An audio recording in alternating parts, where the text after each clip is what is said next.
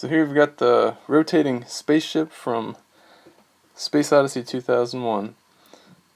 So this thing just keeps rotating, and these people are actually walking or jogging around the outside of the ship here.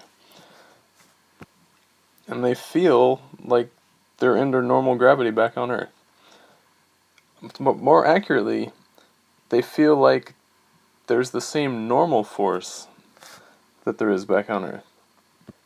Because it's not really gravity that you feel, because you could go up in a plane, and if that plane starts to just free fall, you will feel weightless, even though you're still accelerating towards the Earth.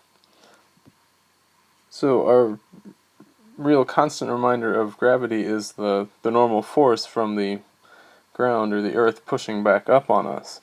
And that's what is simulated here, because so long as this space shuttle or pod or ship or whatever is rotating, then there has to be a inward force applied on the people on the inside of it to keep them accelerating toward the middle of the circle.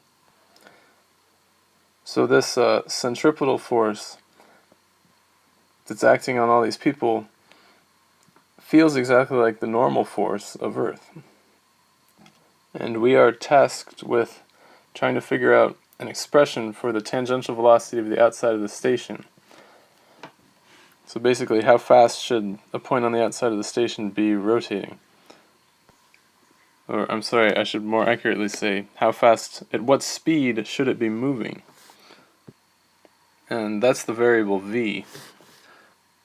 And we can come up with an equation by doing what we do for a few different problems in this chapter, which is to set the centripetal force equal to the gravitational force that one feels on the center of the Earth, which is mg, the person's weight. We have an expression for the centripetal force, and that is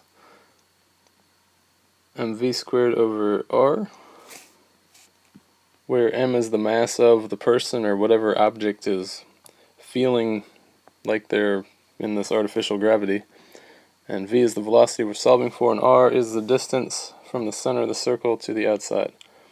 And the force of gravity, Fg, that's the weight that one feels like they have, which should be equal to the weight that one would have on Earth. Let's go ahead and solve for v. We can cancel the m's, and the r comes from the bottom on the left to the top on the right, and we take the square root of both sides,